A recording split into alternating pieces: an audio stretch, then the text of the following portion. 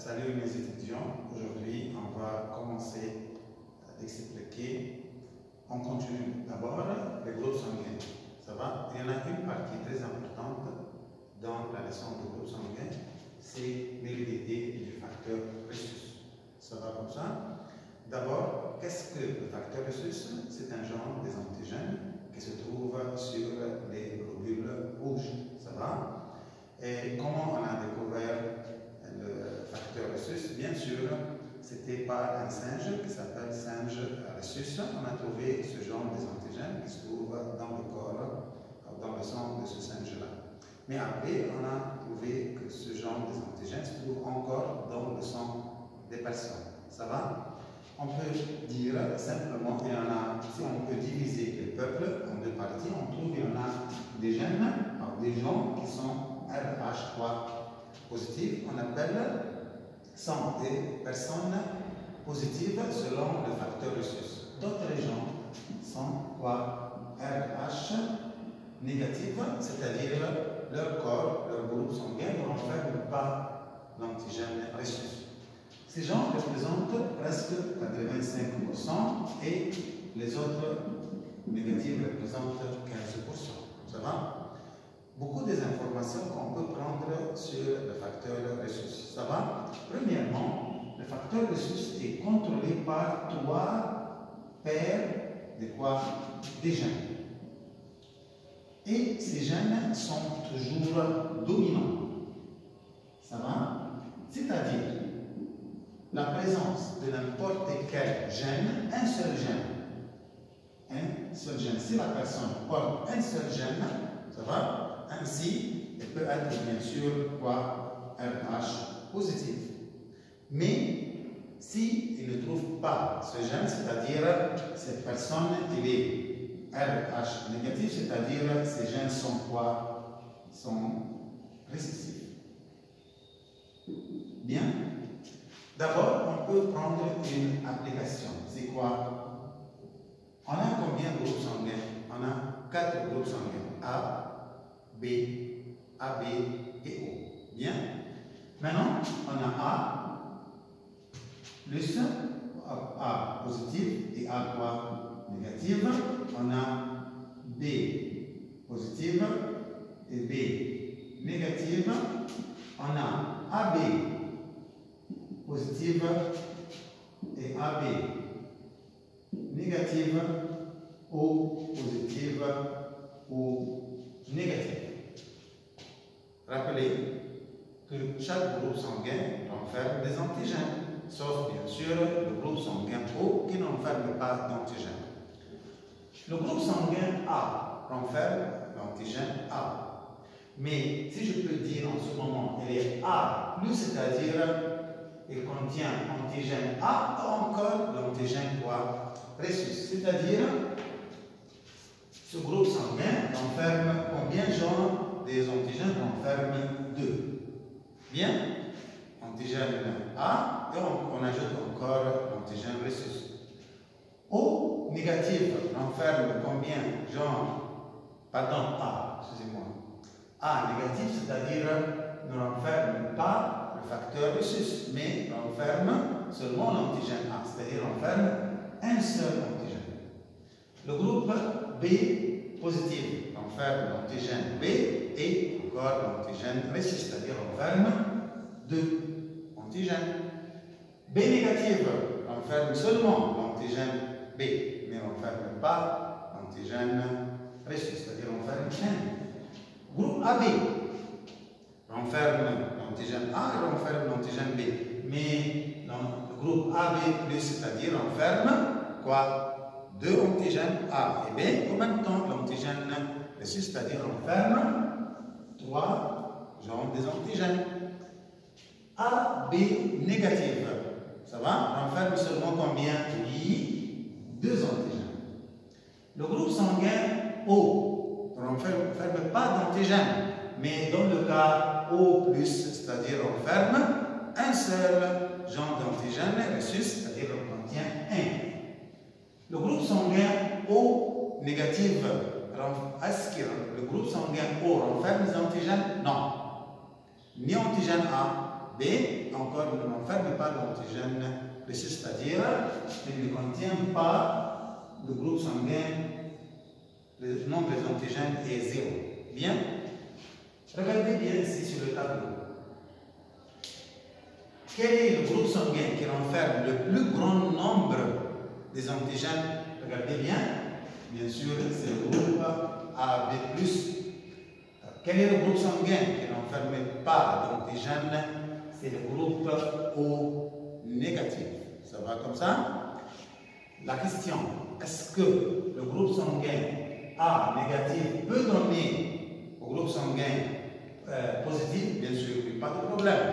Mais est-ce que le groupe sanguin A+, A positif peut donner le groupe sanguin A négatif? La réponse c'est non.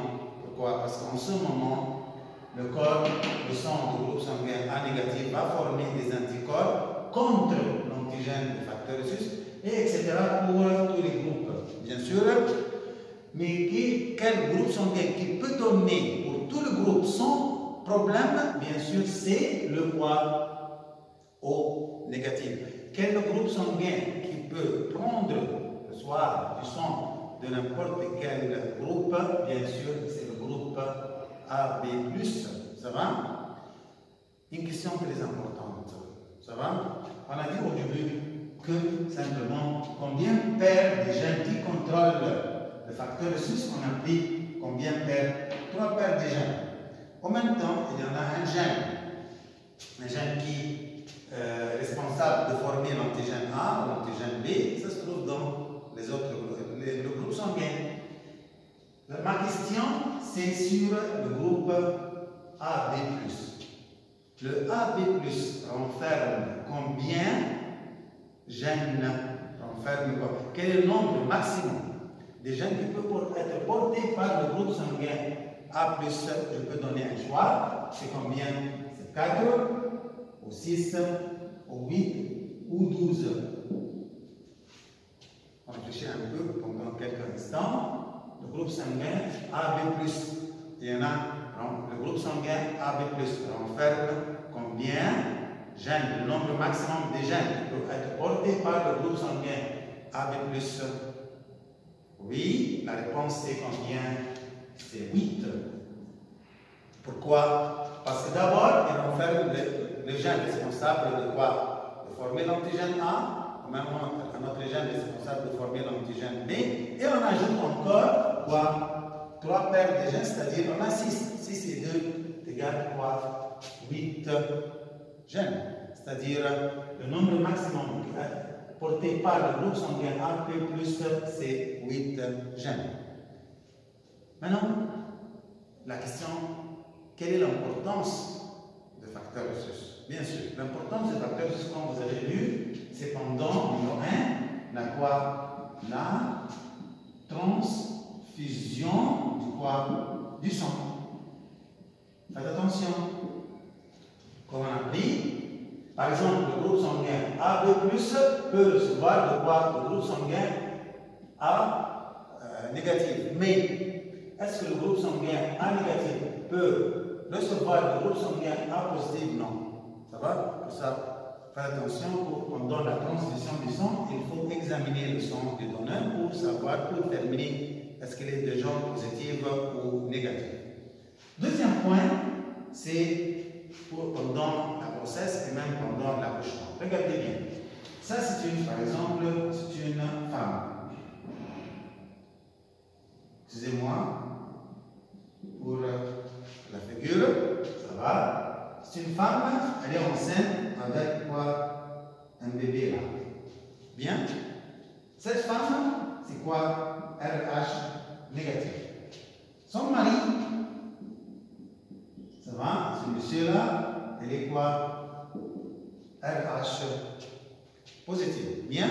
Parce que c'est le facteur c'est un gène dominant, c'est-à-dire simplement que son enfant sera quoi? RH positif. La question, est-ce que le sang de la mère se mélange avec le sang du bébé pendant la grossesse? La réponse c'est non. Ça va? Mais quand il y en a quoi? Un contact, c'est-à-dire le sang du bébé se mélange avec le sang de sa mère, bien sûr, c'est pendant l'accouchement. Pendant l'accouchement, pendant la sortie de l'enfant, peut-être, c'est sûr, encore que le sang du bébé se mélange avec le sang de la mère. Ah, ça c'est un problème. En ce moment, qu'est-ce qu'on va trouver? Que la petite quantité du sang du bébé qui est mélangée avec le sang de la mère incite le corps de la mère, son système immunitaire, de former des anticorps contre le facteur Rhesus qui se trouve dans le sang du bébé qui est mélangé avec elle. Et ces anticorps vont rester dans le sang de la mère. Ça va? Même si cette femme reste toujours mariée avec ce monsieur-là. Le deuxième enfant, ça va, sera toujours RH positif. Malheureusement, le sang de la mère qui contient des anticorps contre ce facteur Rhesus. Pendant la grossesse, les anticorps se transmettent de la mère vers son bébé. Pendant la deuxième grossesse. Ça, bien sûr, ça peut causer la mort du deuxième enfant et on appelle ça l'avortement, la fausse couche. Mais est-ce qu'il y en a un moyen pour éviter ce problème? Bien sûr. Le moyen, c'est quoi? C'est simplement, après l'accouchement, on donne la mère un sérum, bien sûr, qui contient des matières qui vont décomposer le sang de la mère qui a déjà mélangé avec le sang du bébé. Si même on n'a pas le temps, on a combien heures? Ce sont 12 heures. Pendant ce moment, on peut donner même la mère le sérum là pour protéger le deuxième enfant, pour éviter la formation des anticorps contre le deuxième bébé. Ça va?